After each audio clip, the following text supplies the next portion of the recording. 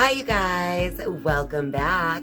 And in this episode of Magical Mondays, I'm going to tell you the story of Cupid and Cupid's Arrow. So stay tuned.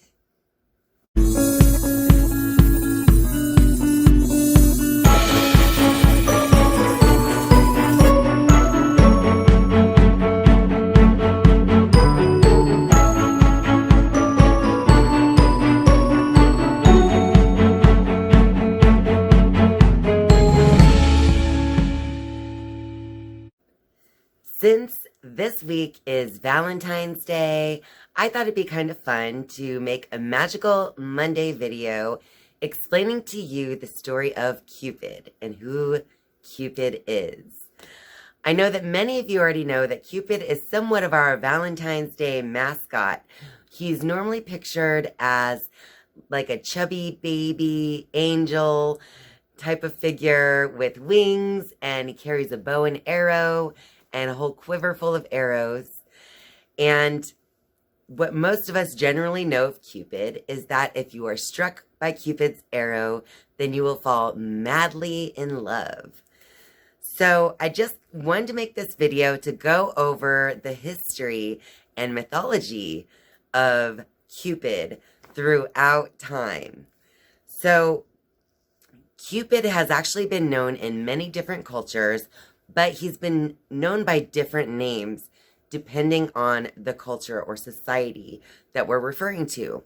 So for instance, his name is Eros by the Greek, but then his name was changed to Cupid by the Romans. So, and Eros looked a little different than the Cupid that we know of today as well. While Cupid has gone by different names, each time in his mythology, he's always been known as kind of a god of love. So, love, passion, and those type of feelings. Let's start by going over Eros from the Greek mythology of Cupid.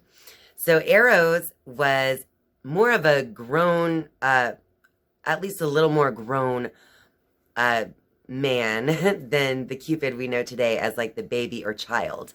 So Eros was a more handsome, attractive man, and he was literally almost irresistible by all the mortals and the gods. So anyone who encountered Eros would fall madly in love with him.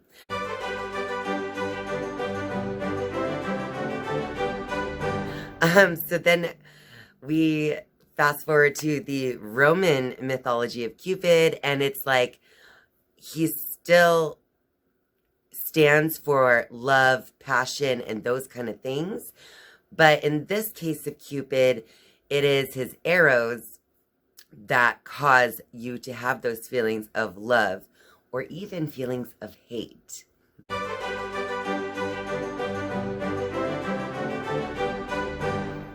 So let's talk just a little bit about Cupid's arrows, because there are two different kind of arrows that Cupid could hit you with.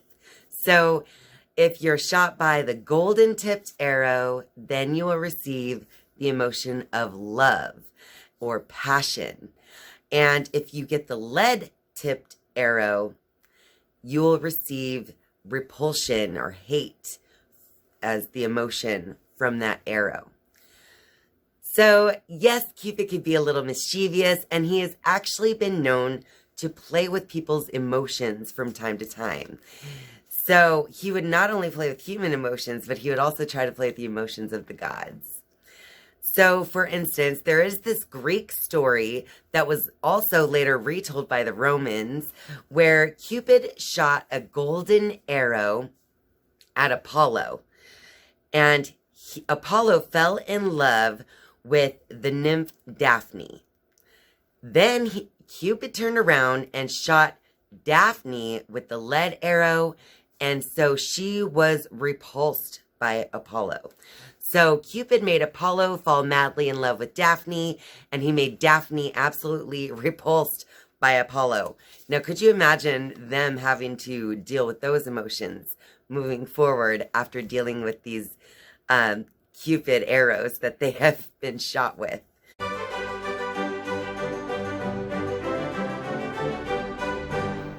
So, Cupid's mother, Venus, has also been known as Aphrodite, which is the goddess of love. Now, even if you look at astrology, the planet Venus is the planet which rules love. So it makes sense that Venus, Aphrodite, is Cupid's mother. Now, there's this story where Venus, Cupid's mother, becomes extremely jealous of a mortal by the name of Psyche. She becomes jealous of Psyche because she has just such breathtaking beauty.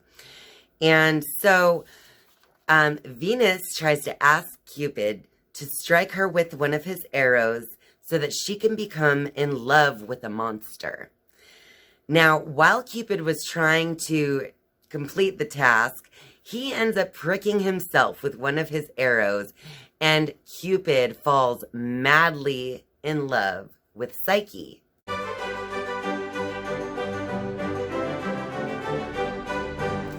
Now, as the story goes, they become married, but Psyche is never allowed to look at Cupid. And so he only would come to her and they would see each other, but not even see each other because they would only meet in darkness. So therefore, Psyche could never quite see Cupid's face. Well, one day, curiosity got the best of Psyche, and she snuck a peek of her husband. And that is when she realized that she was married to Cupid. And so, after this, Cupid became angry, and he fled, and he just did not want to see Psyche anymore because she broke that promise to never, ever look at his face.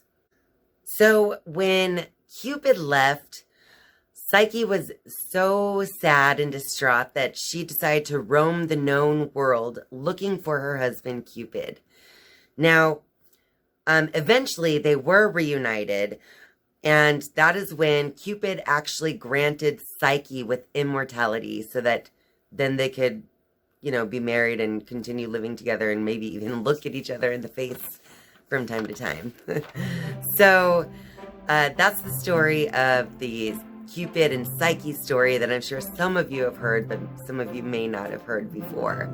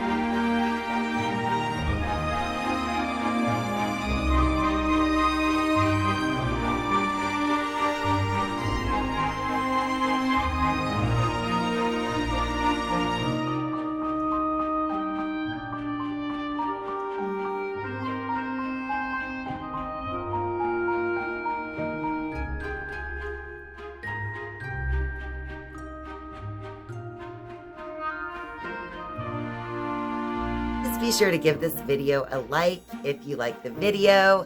And of course, if you have not yet subscribed, go ahead and click subscribe down below right under this video. And once you're subscribed, you can also click the bell to be notified every single time I upload a new video onto YouTube. Thank you guys so much for spending your time with me. I love you. And I'll see you next time. Bye.